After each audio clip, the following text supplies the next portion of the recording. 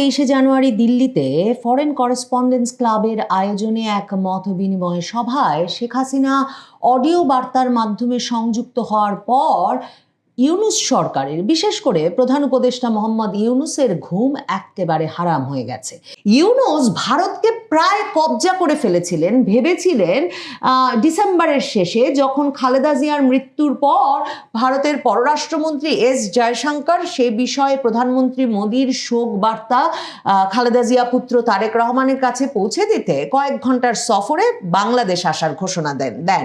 তখন সংসদ ভবনে এস জয়শঙ্কর যে কক্ষে বসেছিলেন তারেক রহমানের সঙ্গে সাক্ষাতের জন্য এবং খালেদা জিয়ার শেষকৃত্যে অংশগ্রহণের জন্য, সেখানে দুই দফায়, একবার পররাষ্ট্র উপদেষ্টা তৌহিদ হোসেনকে পাঠিয়েছেন ইউনূস, আরেক দফায় আসিফ নজরুল আর নিরাপত্তা উপদেষ্টা খলিলুর রহমানকে পাঠিয়েছেন ইউনূস, শুধু এস জয়শঙ্করকে এই বার্তাটুকু দিতে যে ডক্টর ইউনূস রেডি আছেন, প্রধান উপদেষ্টা ইউনূস প্রস্তুত যে কোনো সময় তিনি দেখা করতে রাজি ভারতের পররাষ্ট্রমন্ত্রীর সঙ্গে। কিন্তু ভারত সরকারের যেটা অবস্থান, ভারতের পররাষ্ট্রমন্ত্রীর যেই অবস্থান, তারা কিছুতেই এই অন্তর্বর্তীকালীন সরকার বা ইউনূস সরকারের সঙ্গে দেখা করে নাই। কারণ তার আগের সপ্তাহে তো বাংলাদেশে ভারত বিরোধী আন্দোলন তুঙ্গে উঠেছে। সরকারের কাছে এখন পর্যন্ত কোনো চূড়ান্ত সিদ্ধান্ত বা তথ্য নাই যে হাদির হত্যাকারীরা সত্যি ভারতে কিনা, কিন্তু বাংলাদেশে ভারতের হাইকমিশন গুড়িয়ে দেওয়া থেকে শুরু করে চট্টগ্রামের হাইকমিশনে হামলা সহ নানা ঘটনার ব্যবস্থা করা হয়েছে।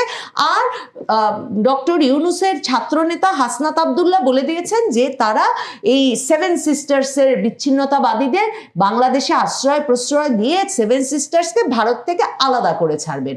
এই পরিস্থিতিতে জয়শঙ্কর ইউনূসের ওই দেখা সাক্ষাতের আহ্বানে একেবারেই সাড়া দেন নাই। এই রাগে এখনো যখন ফুঁসছেন ডক্টর মোহাম্মদ ইউনূস যে তার দেশে পাড়া দিলেন, তিনি কিনা সরকার প্রধান, তিনি সালাম পাঠালেন তিনজন মন্ত্রী মর্যাদার লোকের মাধ্যমে, কিন্তু জয়শঙ্কর কিনা তাকে একটা সালাম দেওয়ার প্রয়োজনীয়তা বোধ করলেন না। এই রাগে যখন ফোঁস করে যাচ্ছেন ডক্টর মোহাম্মদ ইউনূস, তখন ভারত সরকার উল্টে আবারও ইউনূস সরকারকে একটু নাড়া দিয়ে দিতে শেখ হাসিনার রীতিমতো অডিও লিঙ্কে সংযুক্ত থেকে সংবাদ সম্মেলনের ব্যবস্থা করে ফেলেছে খোদ দিল্লিতে। শেখ হাসিনা প্রথমবারের মতো 23শে জানুয়ারি ওই অনুষ্ঠানটির মাধ্যমে একটা সংবাদ সম্মেলনে আনুষ্ঠানিকভাবে হাজির হলেন।